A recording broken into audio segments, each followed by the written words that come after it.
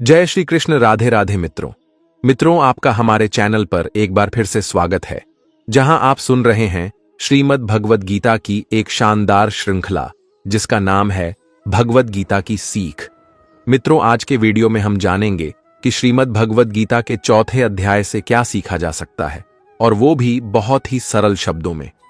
मित्रों, तीसरे अध्याय में हमने देखा कि भगवान श्री कृष्ण ने अर्जुन को बताया कि जो भी मानव श्रद्धा से युक्त होकर मेरे बताए रास्ते पर चलता है वह कर्मों के बंधन से मुक्त हो जाता है और मोक्ष को प्राप्त करता है। साथ ही भगवान श्री कृष्ण ज्ञान योग और निष्काम कर्म योग दोनों का विस्तार से वर्णन करते हुए अर्जुन को समझाते हैं कि तुम इन दोनों में से किसी का भी चयन करो, मगर किसी भी परिस्थिति में कर्म तो तुम्हें हर हाल में करना ही होगा। श्रीमद् भगवद गीता के चौथे अध्याय से हम जानेंगे कि भगवान कब और किस रूप में धरती पर आते हैं, भगवान को कैसे प्राप्त किया जा सकता है, गुरु से ज्ञान कैसे लिया जाता है और ज्ञान लेना क्यों जरूरी है। तो चलिए मित्रों, सुनते हैं श्रीमद् भगवद गीता का चौथा अध्याय। श्रीमद् भगवद गीता अध्याय 4, ज्ञान कर्म संन्यास योग। जय श्री कृष्ण। दोस्तों, जिस प्रकार कहावत है कि नेकी कर और दरिया में डाल, ठीक उसी प्रकार कर्म का ज्ञान कहता है कि कर्म कर और उसे भगवान को समर्पित कर दे। गीता के चौथे अध्याय में श्री भगवान ज्ञान कर्म और संन्यास योग के बारे में बताएंगे। तो चलिए सुनते हैं भगवद गीता का चौथा अध्याय, ज्ञान कर्म संन्यास योग। श्री भगवान बोले, मैंने इस अविनाशी योग को सूर्य से कहा था, सूर्य ने अपने पुत्र वैवस्वत मनु से कहा और मनु ने अपने पुत्र राजा इक्ष्वाकु से कहा। मित्रों, श्री कृष्ण एक योगी थे, सृष्टि के आदि और अंत। वो हर समय मौजूद थे और हमेशा मौजूद भी रहेंगे। योग अर्थात ज्ञान योग और कर्म योग, जिसका कभी नाश नहीं हो सकता। आखिर कहां से आया इस योग का ज्ञान? भगवान श्री कृष्ण उसी की जानकारी दे रहे हैं। हे परंतप अर्जुन, इस प्रकार परंपरा से प्राप्त इस योग को राजर्षियों ने जाना, किंतु उसके बाद वह योग बहुत काल से इस पृथ्वी लोक में लुप्त हो गया। मित्रों, ज्ञान कहीं न कहीं से आता है और उसके बाद वो धीरे धीरे फैलना शुरू होता है। ये ज्ञान कृष्ण से सूर्य और इस तरह से गीता के माध्यम से हम लोगों तक आया। ये ज्ञान सैकड़ों हजारों सालों का सिलसिला है मित्रों, लेकिन बीच में ऐसा भी समय आया जब यह ज्ञान योग पृथ्वी पर से गायब हो गया था। तू मेरा भक्त और प्रिय सखा है, इसलिए यह पुरातन योग आज मैंने तुझको कहा है, क्योंकि यह बहुत ही उत्तम रहस्य है, अर्थात गुप्त रखने योग्य विषय है। मित्रों, अर्जुन कृष्ण का भक्त भी है और मित्र भी, इसीलिए कृष्ण उसे ये सदियों पुराना योग बता रहे हैं और ये भी कह रहे हैं कि वैसे तो ये गुप्त रखने की बात है, लेकिन वो अपना सब कुछ अर्जुन को बता रहे हैं। यहां पर गुप्त रखने से मतलब है कि इतने बड़े ज्ञान का सम्मान हो, इसे सामान्य विद्या ना समझा जाए। अर्जुन बोले, आपका जन्म तो अभी हाल का है और सूर्य का जन्म बहुत पुराना है, अर्थात कल्प के आदि में हो चुका था। तब मैं इस बात को कैसे समझूं कि आप ही ने कल्प के आदि में सूर्य से यह योग कहा था। मित्रों, यहां पर अर्जुन श्री कृष्ण पर शक नहीं कर रहा है, वो समझना चाहता है कि जो भी हुआ वो कैसे हुआ। श्री भगवान बोले, हे परंतप अर्जुन, मेरे और तेरे बहुत से जन्म हो चुके हैं, उन सबको तू नहीं जानता, किंतु मैं जानता हूं। कृष्ण अपने रूप, अपने अस्तित्व को समझाते हुए कह रहे हैं, मैं अजन्मा हूं, यानी मेरा कभी जन्म नहीं हुआ। मैं अविनाशी हूं, अर्थात मेरा कभी नाश नहीं हो सकता। मैं समस्त प्राणियों का ईश्वर होते हुए भी अपनी प्रकृति को अधीन करके अपनी योग माया से प्रकट होता हूं। मित्रों, जिसका जन्म होता है उसकी मृत्यु निश्चित है, तो जिसे अर्जुन देख रहा था वो क्या था? क्योंकि वो तो कभी जन्मे ही नहीं, तो कृष्ण बने कैसे? वो थी कृष्ण की योग माया। अपनी माया से कृष्ण ने खुद को ही प्रकट किया था। मनुष्यों में वो मनुष्यों जैसे आए थे ताकि हम सब के बीच हमारे जैसे जीवन जी सके। हे भारत, जब जब धर्म की हानि और अधर्म की वृद्धि होती है, तब तब मैं अपने रूप को रचता हूं, अर्थात साकार रूप से लोगों के सम्मुख प्रकट होता हूं। मित्रों, हर काल में धर्म का नाश होता है, यानी कि अधर्म पाप बढ़ने लगता है। तब किसी न किसी की जरूरत पड़ती है मित्रों कि कोई आए और सब कुछ ठीक करे। जब जब धर्म खतरे में आता है, तब तब कृष्ण अपना एक नया रूप रचते हैं और हमारे बीच में प्रकट होते हैं, और इसी प्रकट होने को ही अवतार कहते हैं। श्री कृष्ण कहते हैं, साधु पुरुषों का उद्धार करने के लिए, पाप कर्म करने वालों का विनाश करने के लिए और धर्म की अच्छी तरह से स्थापना करने के लिए मैं युग युग में प्रकट हुआ करता हूं। साधु का उद्धार यानी भला और पापियों को खत्म करना ही धर्म की रक्षा करना है। आपको लगता होगा दोस्तों कि आज की इस दुनिया में बिना बेईमानी के जीना संभव ही नहीं, क्योंकि हर कोई तो पाप करने पर उतारू है। मित्रों, सच्चाई की राह छोड़कर गलत कर्म करना ही अधर्म है, और श्री कृष्ण अधर्म को खत्म करते हैं। हे अर्जुन, मेरे जन्म और कर्म दिव्य हैं, अर्थात निर्मल और अलौकिक हैं। इस प्रकार जो मनुष्य इस तत्व को अच्छे से जान लेता है, वह शरीर को त्याग कर फिर जन्म को प्राप्त नहीं होता, किंतु मुझे ही प्राप्त होता है। पहले भी जिनके राग, भय और क्रोध सर्वथा नष्ट हो गए थे और जो मुझ में अनन्य प्रेम पूर्वक स्थिर रहते थे, ऐसे मेरे आश्रित रहने वाले बहुत से भक्त उपर्युक्त ज्ञान रूप ताप से पवित्र होकर मेरे स्वरूप को प्राप्त हो चुके हैं, अर्थात वह जन्म और मरण के बंधनों से मुक्त हो चुके हैं। हे अर्जुन, जो भक्त मुझे जिस प्रकार भजते हैं, मैं भी उनको उसी प्रकार भजता हूं, क्योंकि सभी मनुष्य सब प्रकार से मेरे ही मार्ग का अनुसरण करते हैं। मित्रों, श्री कृष्ण यहां पर कितनी बड़ी बात कह रहे हैं। जो उनको भजते हैं, कृष्ण वापस से उनको उसी प्रकार भजते हैं। कहने का अर्थ है कि जो कृष्ण के स्वरूप को, उनके ज्ञान को और उनकी कही बातों को अच्छे से समझ जाता है, वो एक तरह से कृष्ण में मिल जाता है। यहां भजने से मतलब पूजा पाठ या आरती नहीं समझ लीजिएगा मित्रों। सच्चे अर्थों में भगवान को भजने का मतलब है उसकी कही बातों पर चलना।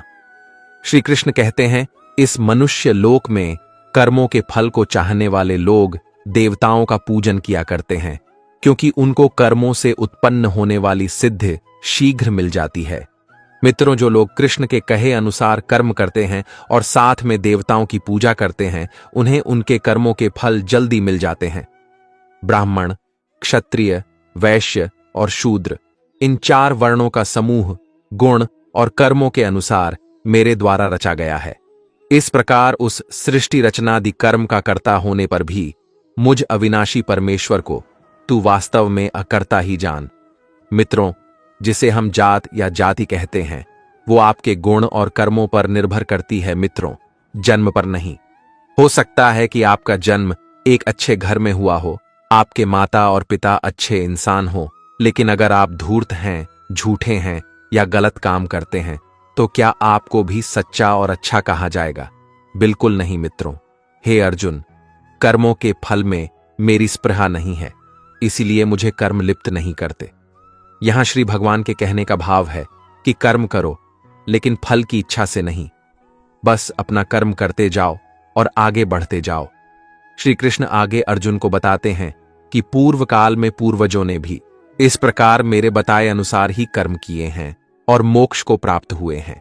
इसलिए अगर तू भी मोक्ष को पाना चाहता है, तो पूर्वजों द्वारा सदा से किए जाने वाले कर्मों को ही कर। कर्म क्या है और अकर्म क्या है, इस प्रकार इसका निर्णय करने में बुद्धिमान पुरुष भी मोहित हो जाते हैं। इसलिए वह कर्म तत्व मैं तुझे भली भांति समझाकर कहूंगा, जिसे जानकर तू अशुभ से अर्थात कर्म बंधन से मुक्त हो जाएगा। मित्रों, यहां श्री भगवान बताएंगे कि सही में कर्म क्या है। श्री कृष्ण कहते हैं, कर्म का स्वरूप भी जानना चाहिए और अकर्म का स्वरूप भी जानना चाहिए तथा विकर्म का स्वरूप भी जानना चाहिए। जो मनुष्य कर्म में अकर्म देखता है और जो अकर्म में कर्म देखता है, वह मनुष्यों में बुद्धिमान है और वह योगी समस्त कर्मों को करने वाला है। यहां श्री भगवान का भाव है कि जो मनुष्य कर्म तो करता है, लेकिन उस कर्म में अकर्म को देखता है, अर्थात ये नहीं सोचता है कि मैं ही करता हूं, वह फल की इच्छा नहीं रखता। सही मायने में वैसा बुद्धिमान पुरुष योगी के समान है।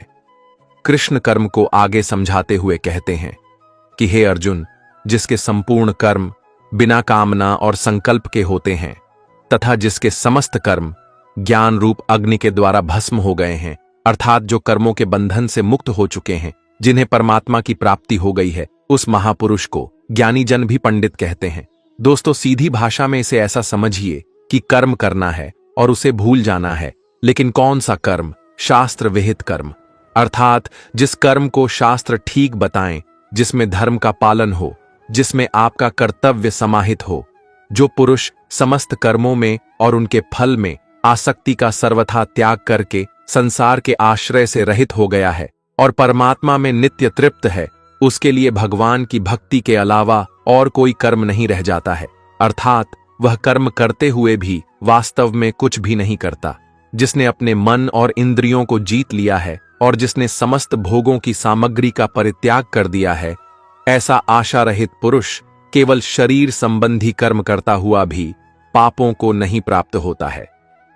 जिसको बिना मांगे जो मिले उसी में संतुष्ट रहता है, जो न किसी से ईर्ष्या करता है और न द्वेष, जो सुख दुख को एक समान भाव से देखता है, ऐसा मनुष्य कर्म योगी कहलाता है। कर्म योगी की परिभाषा को समझाते हुए श्री कृष्ण बता रहे हैं कि योगी को जो भी बिना इच्छा के मिल जाता है वो उसी में संतुष्ट रहता है, जो किसी से जलन नहीं रखता कि उसके पास मुझसे ज्यादा पैसा या जमीन जायदाद है, जो हार या जीत, सुख और दुख इन सब में एक जैसा महसूस करता है, वही असली कर्मयोगी है। जिसकी आसक्ति सर्वथा नष्ट हो गई है, जो अपने देह पर अभिमान नहीं करता और जो ममता से रहित हो गया है, जिसका चित्त निरंतर परमात्मा के ज्ञान में स्थित रहता है, वैसा कर्म योगी अपना कर्म यज्ञ की तरह करता है और मोक्ष को प्राप्त होता है। जो अपना सब कुछ परमात्मा को अर्पित कर देता है, जिसके लिए परमात्मा ही सब कुछ है, जो अपने हर कर्म में परमात्मा को देखता है और हर कर्म परमात्मा के लिए करता है, वैसा कर्म योगी मोक्ष का अधिकारी होता है। कुछ योगी देवताओं को सब कुछ मानकर यज्ञ को उनको समर्पित करते हैं, और जो पहुंचे हुए कर्म योगी होते हैं वो ब्रह्म को सब कुछ मानकर यज्ञ को सौंपते हैं। चाहे आप राम, कृष्ण, शिव या दुर्गा या अपने इष्ट को सब कुछ सौंपकर यज्ञ करें या ब्रह्म को सबसे बड़ा सच मानकर कर्म करें, इससे कोई फर्क नहीं पड़ता है। बस ये याद रखना है कि आपका कर्म भी एक यज्ञ है, जिसमें आप उस ईश्वर को अपना सब कुछ सौंप के बस काम में लग जाते हैं। जो योगी होते हैं वो अपने संयम की आग में अपने इंद्रियों को अर्थात अपनी इच्छाओं को डालकर भस्म कर देते हैं, और जो योगी नहीं होते हैं वो ठीक इसका उल्टा करते हैं। वो अपना सब कुछ इन इंद्रियों में भस्म कर देते हैं, अर्थात अपने इंद्रियों का गुलाम बन जाते हैं। अपनी इंद्रियों को वश में करने का सबसे बड़ा तरीका है ज्ञान। ज्ञान से ही योगी लोग अपने मन को नियंत्रण में करते हैं। जब भी कोई बुरा विचार आता है तो उनका ज्ञान ही उसे बताता है कि उनके जीवन का लक्ष्य ये नहीं है। हर किसी का युद्ध अलग है, इसलिए हर किसी का यज्ञ और हर किसी का कर्म भी यज्ञ है। यही बात श्री कृष्ण हमें बता रहे हैं। कई पुरुष द्रव्य संबंधी यज्ञ करने वाले हैं, कितने ही तपस्या रूप यज्ञ करने वाले हैं, तथा दूसरे कितने ही योग रूप यज्ञ करने वाले हैं। कितने ही अहिंसादि तीक्ष्ण व्रतों से युक्त यत्नशील पुरुष स्वाध्याय रूप ज्ञान यज्ञ करने वाले हैं। मित्रों, इसलिए अपना यज्ञ पहचानिए और कर्म चुनिए। आगे श्री कृष्ण प्राणायाम से जुड़े आयाम बता रहे हैं, जरा ध्यान से सुनिएगा मित्रों। कितने ही योगी जन अपान वायु में प्राण वायु को हवन करते हैं, वैसे ही अन्य योगी जन प्राण वायु में अपान वायु को हवन करते हैं, तथा अन्य कितने ही नियमित आहार करने वाले प्राणायाम परायण पुरुष प्राण और अपान की गति को रोककर प्राणों को प्राणों में ही हवन किया करते हैं। ये सभी साधक यज्ञों द्वारा पापों का नाश कर देने वाले और यज्ञों को जानने वाले हैं। प्राण का अर्थ है सांस अंदर खींचना और अपान का अर्थ है सांस को छोड़ना। कौन कितना पहुंचा हुआ योगी है उसकी अलग अलग अवस्था होती है। यहां श्री भगवान यही बात समझा रहे हैं। यज्ञ की महिमा का बखान करते हुए श्री कृष्ण कहते हैं, हे कुरुश्रेष्ठ अर्जुन, यज्ञ से बचे हुए अमृत का अनुभव करने वाले योगी जन सनातन परब्रह्म परमात्मा को प्राप्त होते हैं, और यज्ञ न करने वाले पुरुष के लिए तो यह मनुष्य लोक भी सुखदायक नहीं है, फिर परलोक कैसे सुखदायक हो सकता है। यज्ञ करने के बाद जो बचता है उसे श्री कृष्ण अमृत बता रहे हैं, और ये अमृत सीधे भगवान तक ले जाता है। मित्रों, यहां यज्ञ को आप कर्म भी समझ सकते हैं। कर्म करने के बाद जो उसका फल हो, उसे भगवान का आशीर्वाद समझ उसमें संतुष्ट होकर अपने अगले कर्म में लग जाना चाहिए। कृष्ण आगे कहते हैं, इसी प्रकार और भी बहुत तरह के यज्ञ वेद की वाणी में विस्तार से कहे गए हैं। उन सब को तू मन, इंद्रिय और शरीर की क्रिया द्वारा संपन्न होने वाला जान। इस प्रकार तत्व से जानकर उनके अनुष्ठान द्वारा तू कर्म बंधन से सर्वथा मुक्त हो जाएगा, अर्थात तू परमात्मा को प्राप्त हो जाएगा। हे परंतप अर्जुन, आहुति चढ़ाकर किए गए यज्ञ की अपेक्षा ज्ञान यज्ञ अत्यंत श्रेष्ठ है। एक यज्ञ तो वो होता है जिसमें हवन में आप देवताओं का आवाहन कर उन्हें अलग अलग द्रव्य जैसे घी इत्यादि चढ़ाते हैं, और एक दूसरा होता है ज्ञान यज्ञ। ज्ञान यज्ञ वो है जिसमें अपनी इंद्रियों को वश में रखते हैं, अपनी सांसों पर नियंत्रण रखते हैं, कर्म तो करते हैं लेकिन फल की इच्छा नहीं रखते हैं। ये सब ज्ञान यज्ञ ही तो है। ज्ञान यज्ञ द्रव्य यज्ञों से कहीं ज्यादा अच्छे हैं। ज्ञान यज्ञ हमें सीधे ईश्वर से साक्षात्कार कराता है, हमें उनसे जोड़ता है। अर्जुन तो खुद भगवान के सामने था, लेकिन हम सब नहीं हैं दोस्तों। अगर ये ज्ञान हमें समझ नहीं आ रहा तो हम तत्वदर्शी ज्ञानी महापुरुष के पास जाकर इस ज्ञान को या ब्रह्म को समझने की कोशिश कर सकते हैं। श्री कृष्ण अर्जुन के माध्यम से हम सबको कुछ बता रहे हैं। श्री कृष्ण कहते हैं, इस ज्ञान को तू तत्वदर्शी ज्ञानियों के पास जाकर समझ।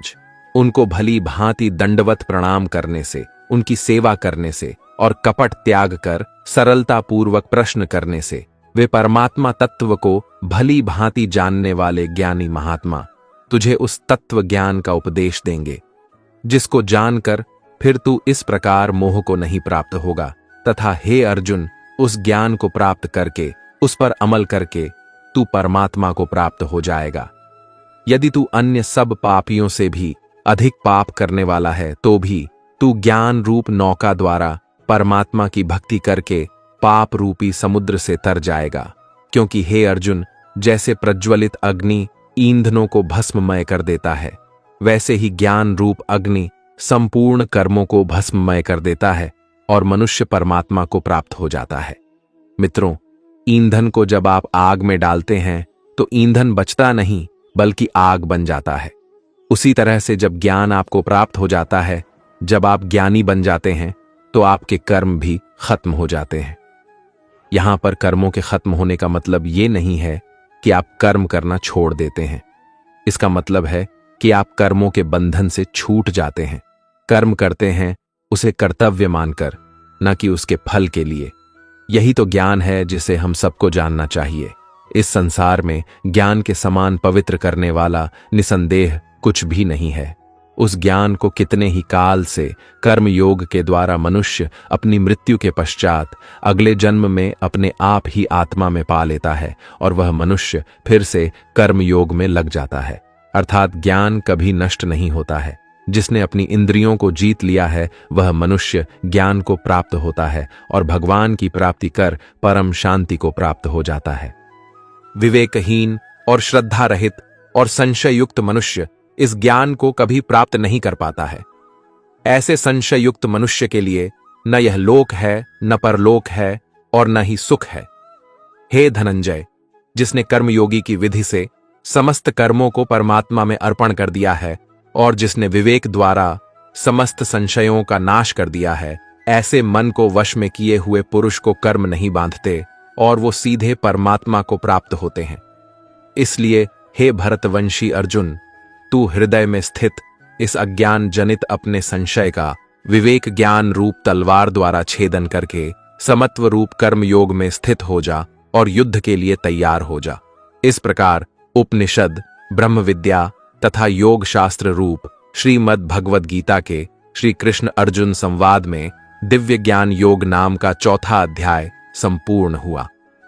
दोस्तों, अगर आपको हमारा ये वीडियो पसंद आया तो कमेंट में जय श्री राधे कृष्ण लिखें और ऐसे ही प्रेरणादायक वीडियो देखने के लिए हमारे चैनल को सब्सक्राइब कर लें। जय श्री राधे कृष्ण।